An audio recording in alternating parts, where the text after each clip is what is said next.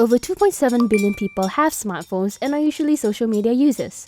With the access comes a profession that many youths today aspire to have. What is it? Social media influencers.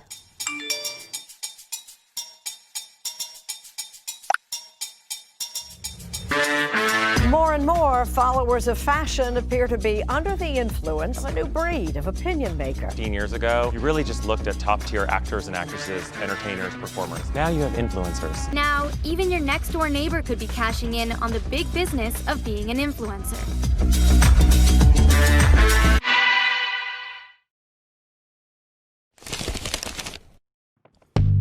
In the 18th century, newspaper was one of the mainstream media in Malaysia. Plain text was just not satisfying enough. Then, radio began its broadcasts in 1921 when A.L. Birch brought the first radio into Malaysia and formed the Johor Wireless Society. Television began its broadcast in Malaysia since 1963.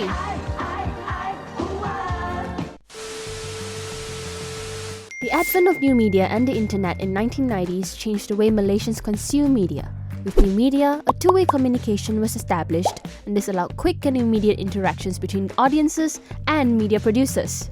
With faster bandwidths and more affordable digital equipment, access to social media expanded even more with better and newer technological installations in telecommunications and government initiatives. The greater access also brought out new band of talents who indulged and took advantage of the new media by ways of blogging and vlogging, which saw to the rise of their followers and audiences. Companies and advertisers began to take notice the impact of their outreach, and social media influencers were born. 炒作出来的吧。 They all have more than, I think probably more than 5,000 followers. 无聊的时候看的。 influence a lot of people with their social media posts and everything. If he buy this one type of makeup, I will definitely buy it. 又美又帅又有钱，然后那些 Someone that can influence you to do something with their dia punya kebolehan. But why did they want to be a social media influencer? I saw the trend of people consuming online content more and more, and I thought to myself, this is going to be the way forward in the future. So why not start now? And that was 5 years ago. Because I knew that you will be able to make a career and make money out of this. 之前是在电视嘛，是主持节目，在电视台就是没有机会发唱片，所以呢，我就把唱歌这个事业唱了就发到 Facebook 上面去，就没有想到过了一阵子，就慢慢越来越多人分享。我有一个写歌的梦，我想要写歌给别人唱，我也想写歌给自己唱。我希望音乐可以成为我的事业。1年半前，我跟姐姐组了group 之后，我才会有一些小小的这些追踪者。好像我这样，我就是那个想要红的那个，然后用我的名字去赚很多钱耶。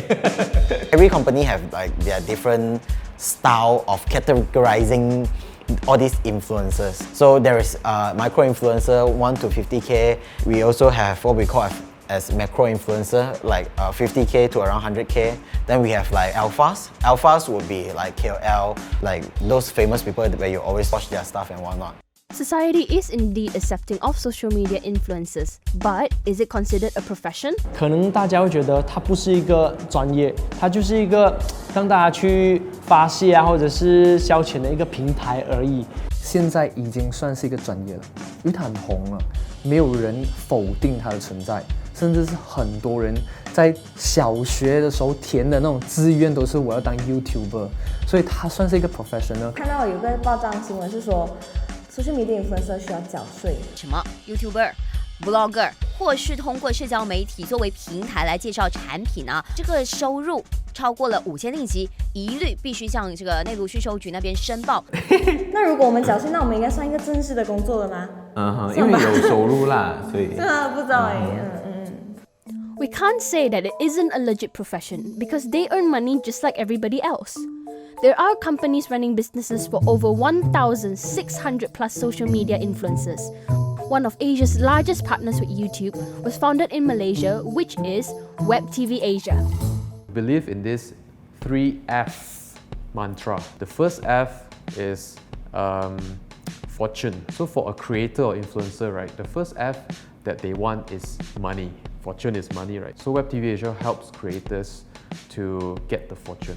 The second F is fame. When you become a YouTuber or influencer, it's important for you to be famous, to be popular. That's why you have tens of thousands or millions of fans, subscribers and likes, right? Because at the end of the day, you want people to know your brand, know your content, so we can help them. The third F is freedom.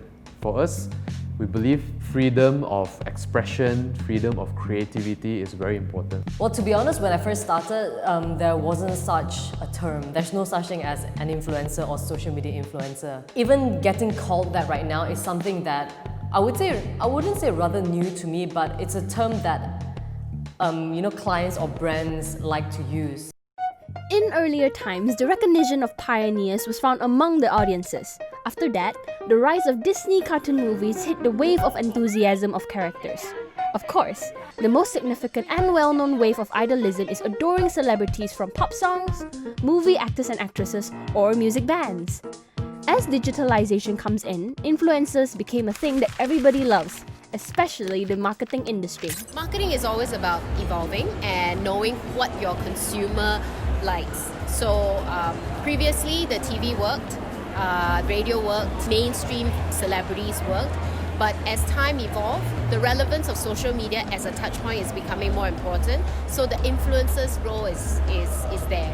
So as a marketeer, it's just looking at what is in trend right now. 我们是有数据的，我们的影片观看次数是多少就是多少，那是骗不到人的。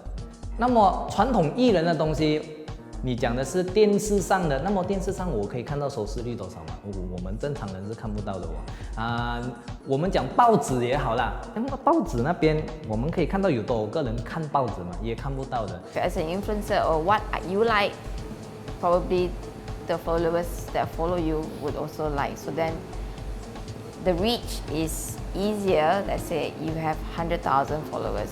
If I ask you to talk about my brand, 100,000 people would hear on my brand already. 它的确能够为我们的品牌或者是为相关的活动带来一些新的观众跟新的脸孔，或者一些新的表演的形式。之后你就看到在很多勾选的听众或者粉丝就陆陆续续每次听到碰红啊还是韩小爱的歌曲出现的时候，他都会拍起来然后tag勾选，所以那个它的确是为我们带来了一些新的听众或者是新的粉丝。The impact brought back by social media influencers is extraordinary.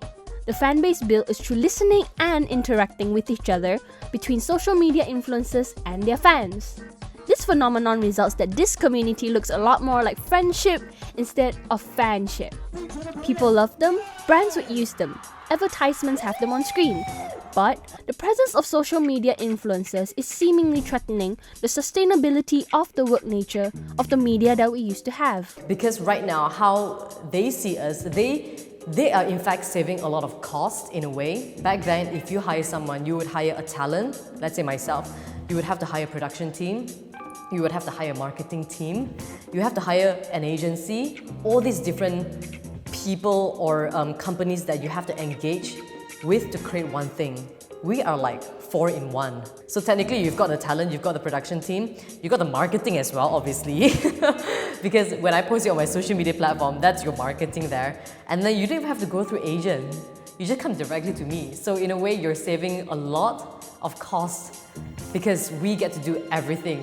Production house 的确很难做，以前电视节目很多，然后一直都是拍很多东西啊，然后现在啊，一个一个都倒闭了，因为 social media influencer 他们可以自己拍自己剪，我也不需要 videographer， 我也不需要editor， 我也不需要人家帮我拍照，现在手机我自拍也可以。But does it really mean that traditional media is going to die out? I don't think production houses are dying. Production houses will have to adapt to this new media environment, new media technology, which happens all the time. All right, so dying is such a morbid word to use. I think it's more adapting. Look, companies come, companies go. It depends on who can adapt quickly. Clients go with them because they're cheap, but remember that you're paying for all these other services that these other people are providing, the agencies, the what do you call this, the production house and everything, because you are paying them to take care of your brand, to know best what is good for your brand, right? versus all these social media influencers who are just running around with the camera. There would be a better ecosystem, as in you can use social media influencers together with production house, because not every social media influencers can do production. They would still need to rely on certain parties. So then who did they go to, right? So if you want to be arrogant in that sense, then it's not going to help you. 这是一个时代的产品，只是说它可能是一个难听的讲，好像这种乌合之众啊，就突然间一般人这样，然后就变成一个圈子，然后就很多人去关注这样。把归根到底，你要知道哦，我们是每次都讲哦，有什么的 production 哦，就是因为有什么的观众哦。It seems like transformation and adaptation are the way out for traditional media in this digitization era. YouTuber 也会想要成为艺人，就是他也想要拍美美的 MV， 也想要上舞台表演，得到掌声。那其实是一个我想要跨越这个领域。YouTuber 也想要跨越去艺人的领域，所以现在呢，你不能只是成为一个传统的艺人，你必须要更多的平台去让大家更认识你。这些技术已经到了，观众也跟着技术的习惯而改变。不管你是谁，你要去跟着他，你不跟你就被淘汰。那你选择被淘汰的啊。那些如果很坚持很传统的东西，哇，还是要这样啊，我还是要这样啊，完全不 care 你们这些网红没用啊，还是什么的，你被淘汰了。Social media influencer is a newborn talent to use a rather new platform to brand themselves just like what celebrities always did using traditional media. Everybody have their own cakes, and the cakes is getting bigger, and everybody getting the piece. So I feel, as a commercial production house, or we shouldn't like ban them or look down on them. We should actually grow together as an industry. Undeniably, they are adored by the huge number of fresh, young and rising generations. With the masses reached by traditional media, and with the new ways of producing content, why don't we all just stand and work together to bring up a better media industry?